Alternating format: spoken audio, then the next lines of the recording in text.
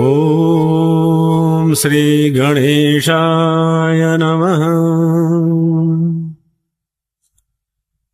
यं ब्रह्मा वरुणेन्द्ररुद्रमरुतः स्तुन्वन्ति दिव्यैस्तवैर्वेदैः साङ्गपदक्रमोपनिषदैर्गायन्ति यं सामगाः।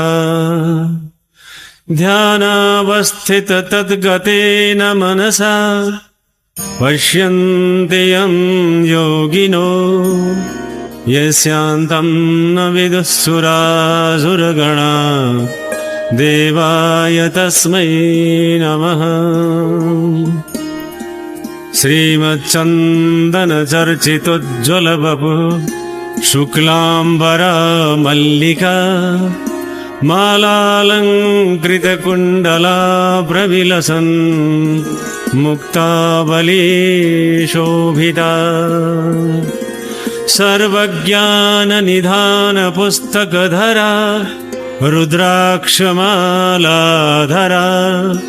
वाग्देवी वदनाम्बुजे वसतु मे त्रैलोक्यमाता चिरम्। मूकं करोति वाचालं पङ्गुं लङ्घयते गिरिं यत्कृपातमहं वन्दे परमानन्दमाधवम्। नमो भगवते तस्मै व्यासायामिततेजसे यस्य प्रसादाद् वक्ष्यामि नारायणकथामिमाम्। नारायणं नमस्कृत्य नरं चैव नरोत्तमं देवीं सरस्वतीं व्यासं ततो जयमुदीरये। श्री कुमारजी आज्ञा गर्नुहुन्छ, हे अगस्त्य मुनि, यस संसारमा नाश नहुने कुनै पनि विषय छैन। जब यो प्रकृतिले यस सृष्टिको संरचना गर्यो, क्रमशः नाश पनि सँगै जोडेर पठाएको हुन्छ। यस संसारको मूल विशेषता नै यही नै हो, जसको उदाहरणमा सतीदेवीले जसरी आफ्नो शरीरको त्याग गर्नु पर्यो, अङ्ग प्रत्यङ्ग पनि क्रमशः यही अवस्थाबाट आफ्नो शरीरबाट विस्थापित हुनु पर्यो।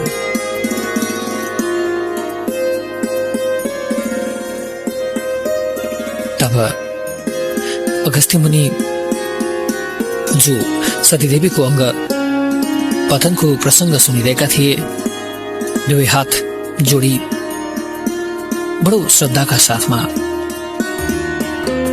कुमारजीले अगस्त्य मुनिलाई एकपटक हेर्नुभयो। हे अगस्त्य मुनि, एवं प्रकारबाट सतीदेवीको अङ्गहरू पतन हुँदै गए। राजगृहमा गई कुइनो पतन भयो। त्यहाँ राजगृहपीठ राजेश्वरी देवी उल्का मुखी योगिनी हरेश्वर महादेव उत्पत्ति भए। शिवशक्ति स्वरूपले रहे त्यस पुण्यभूमिमा वायु आई तपस्या गरे। ईश्वरी प्रसन्न भएर सम्पूर्ण जीवात्माको प्राण वायु भएर रहन सके भन्ने यो वरदान दिइन्। त्यहाँबाट महापन्थमा पुग्दा देब्रे कोहिना पतन भयो।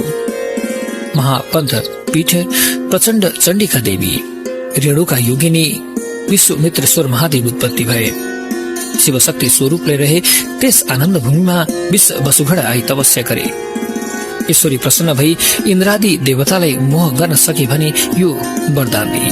फेरि कोल्हापुरमा पुग्दा उदर पतन भयो। कोल्हापुर पीठ महालक्ष्मी देवी नर्मदा योगिनी सुमनसान दक्षिणेश्वर महादेव उत्पत्ति भए। विश्व स्वरूपले रहे त्यस सिद्ध भूमिमा गरुण आई तपस्या गर्दा ईश्वरी प्रसन्न भएर नागहरू तिम्रो आहार हुनेछन् यो वरदान दिइन्। फेरि एकाकारमा पुग्दा दाहिने घुँडा पतन भयो। एकाकार पीठ रत्नादेवी शङ्कुपासा योगिनी उन्मत्तेश्वर महादेव उत्पत्ति भए। शिवशक्ति स्वरूपले रहे त्यस पूर्ण भूमिमा प्रस्तर पत्थर आई तपस्या गरे। ईश्वरी प्रसन्न भएर देवता मानेर मनुष्यले तिमीहरूलाई पूजा गरून् भनेर वरदान दिए। त्यहाँबाट ओमकारेश्वरमा पुग्दा माथिल्लो ओठ पतन भयो। ओमकारेपीठ मातृका देवी पूर्णधरी योगिन सन्तानेश्वर महादेव उत्पत्ति भए। शिवशक्ति स्वरूपले रहे त्यस मोक्ष भूमिमा कल्प वृक्ष आई तपस्या गरे। ईश्वरी प्रसन्न भएर चिताएको कुरा दिन सके भनी वरदान दिए। फेरि जयन्तीपुरमा पुग्दा कलेजो पतन भयो। जयन्तीपुर पीठ जयन्ती देवी खेचरा योगिनी कल्पेश्वर महादेव उत्पत्ति भए। शिवशक्ति स्वरूपले रहे त्यस सिद्ध भूमिमा तुलसी कुश आई श्रद्धापूर्वक तपस्या गरे। ईश्वरी प्रसन्न भएर धर्म कर्म गर्दा तिमीहरू रहनै पर्छ भनी वरदान दिए। अनि उज्जैनमा पुगेपछि रगतको डल्लो पतन भयो। उज्जैन पीठ महाकाली देवी लजिन्वर योगिनी झङ्केश्वर महादेव उत्पत्ति भए। शिवशक्ति स्वरूपले रहे त्यस आनन्द भूमिमा हिमालय पर्वतले तपस्या गरे। ईश्वरी प्रसन्न भएर यावत जीवात्मालाई मोक्ष दिन सके यो वरदान दिए।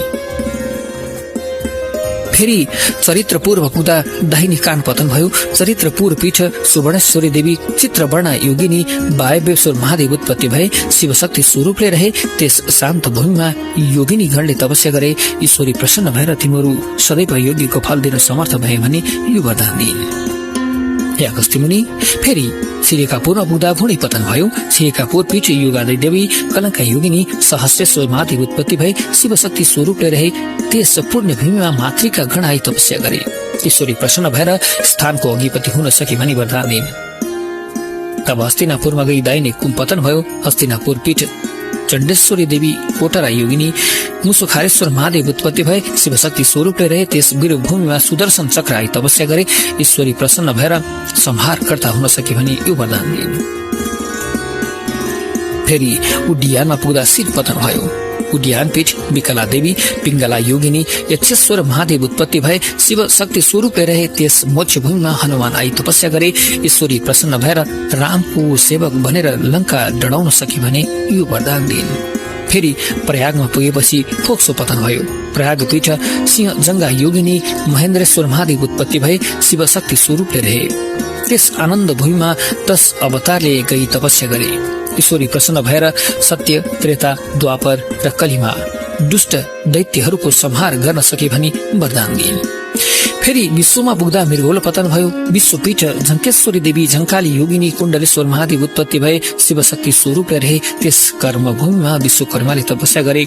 ईश्वरी प्रसन्न भएर तिम्रो कीर्ति चन्द्र सूर्य रहेसम्म रहिरहोस् भनी वरदान दिए। मायापुरी हरिद्वारमा गई फियो पतन भयो। मायापुर पीठ महादेवी चञ्चलाक्षी योगिनी तपस्वेश्वर महादेव उत्पत्ति भए। शिवशक्ति स्वरूपले रहे त्यस मोक्ष भूमिमा 64 लिङ्गले तपस्या गरे। ईश्वरी प्रसन्न भएर स्वयम्भू लिङ्ग भएर रहन सके यो वरदान दिए। तब मल्लगिरीमा पुग्दा कोहिनो पतन भयो। मल्लगिरी पीठ मल्लिका देवी कनक जीवा योगिनी उमेश्वर महादेव उत्पत्ति भए। शिवशक्ति स्वरूपले रहे त्यस पुण्य भूमिमा वन आई भूत प्रेत पिचासले तपस्या गरे। ईश्वरी प्रसन्न भएर तिमीहरू सधैँ मेरो नजिकमा रहे यो वरदान दिए। फेरि शेरपुरमा गई तालु पतन भयो। शेरपुर पीठ महादेवी अष्टवक्रा योगिनी योगेश्वर महादेव उत्पत्ति भए। शिवशक्ति स्वरूपले रहे त्यस सत्य भूमिमा सत्यले तपस्या गरे। ईश्वरी प्रसन्न भएर सत्यमा रहन सक्ने जतिलाई उद्धार गर्न सके भने यो वरदान दिए। श्री कुमारजी आगे गर्नुहुन्छ, हे अगस्त्य मुनि, यस पछाडि हर्षगिरीमा पुग्दा आसन पतन भयो। हर्षगिरी पीठ वज्रेश्वरी देवी कमला योगिनी धर्मदुश्वेश्वर महादेव उत्पत्ति भए। शिवशक्ति स्वरूपले रहे त्यस शुद्ध भूमिमा कलिले तपस्या गरे। ईश्वरी प्रसन्न भएर मनुष्यको बुद्धि भ्रष्ट गर्न समर्थ भए यो वरदान दिए। तत्कालदेखि यो प्रसङ्ग चल्दै आयो। जब कलि उत्पन्न हुन्छ तब मनुष्यको बुद्धि भ्रष्ट हुन्छ। अनि नीलगिरीमा पुग्दा मुकुट पतन भयो। नीलगिरी पीठ सरला योगिनी आनन्देश्वर महादेव उत्पत्ति भए। शिवशक्ति स्वरूपले रहे त्यस पुण्य भूमिमा सूर्य आदि ग्रहले तपस्या गरे। ईश्वरी प्रसन्न भएर लाभ हानिको फल प्रदान गर्न सके यो वरदान दिए। फेरि मेरुगिरीमा गई सुशी स्थान पतन भयो। मेरुगिरी पीठ पूर्णादेवी कपाली योगिनी जीवापतेश्वर महादेव उत्पत्ति भए। शिवशक्ति स्वरूपले रहे त्यस आनन्द भूमिमा नागहरू आई तपस्या गरे। ईश्वरी प्रसन्न भएर तिमीहरूको शरीर अगम्य होस् भनी वरदान दिए।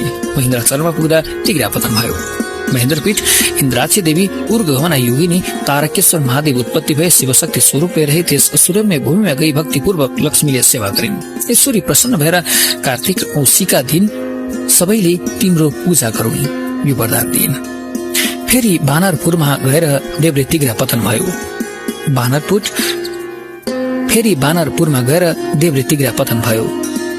बानरपुर पीठ कामेश्वरी देवी भेरुण्डा योगिनी वेदान्तेश्वर महादेव उत्पत्ति भए। शिवशक्ति स्वरूपले रहे त्यस आनन्द भूमिमा कमल आदि पुष्प हाएर तपस्या गरे। ईश्वरी प्रसन्न भएर पूजाकालमा तिम्रो मान होला भनी वरदान दिइन्। फेरि हिरण्यपुरमा पुग्दा सुत स्थान गर्भस्थान पतन भयो। हिरण्यपुर पीठ रत्नेश्वरी देवी त्रिपुरेन्दा योगिनी नारेश्वर महादेव उत्पत्ति भए। शिवशक्ति स्वरूपले रहे त्यस पुण्य भूमिमा आई सरस्वतीले तपस्या गरिन्। ईश्वरी प्रसन्न भएर सम्पूर्ण जीवात्माको बोलीमा तिम्रो बास होस् भनी वरदान दिइन्। फेरि महालक्ष्मीपुरमा गई बाउ करण पतन भयो। महालक्ष्मीपुर पीठ कमलासी देवी दिगम्बरा योगिनी त्रिकुटेश्वर महादेव उत्पत्ति भए। शिवशक्ति स्वरूपले रहे त्यस आनन्द भूमिमा अणिमादि अष्टसिद्धि आई योग मार्गले तपस्या गरे। ईश्वरी प्रसन्न भएर तिमीहरूको नाश हुने छैनन् भनी यो वरदान दिइन्। फेरि उमेशपुरमा गई कन्ड्याउलो पतन भयो। उमेशपुर पीठ त्रिपुर सुन्दरी देवी सुशङ्कोदरी योगिनी भैरवेश्वर महादेव उत्पत्ति भए। शिवशक्ति स्वरूपले रही त्यस शीतल भूमिमा मेघ बादलले तपस्या गरे। ईश्वरी प्रसन्न भएर लोकलाई जलदान गर्न सके भनी यो वरदान दिइन्। छायापुरमा पुग्दा बाँकी रहेका सम्पूर्ण अङ्ग पतन भयो। छाया छत्रपीठ छत्रेश्वरी देवी सुकोमला योगिनी पिचासेश्वर महादेव उत्पत्ति भए। शिव शक्ति स्वरूपले रहे त्यस मोक्ष भूमिमा गई काल आदि अष्ट भैरवले तपस्या गरे। ईश्वरी प्रसन्न भएर मातृका गणको अधिपति भए भनी वरदान दिइन्। हे अगस्त्य मुनि, यस्तै तरहले जहाँ जहाँ सती देवीको अङ्ग पतन भयो त्यहाँ त्यहाँ एउटा पीठ उत्पन्न भयो।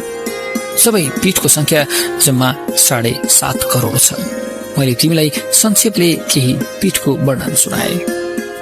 यी पीठहरू मध्ये एउटाको मात्र पनि कसैले श्रद्धापूर्वक दर्शन गरे मनकामना पूरा हुन्छन्, यसमा सन्देह नमान। यस प्रकार श्री कुमारजीले अगस्त्य मुनिलाई सतीदेवीको अङ्ग पतनको बारेमा वर्णन गर्नुभयो।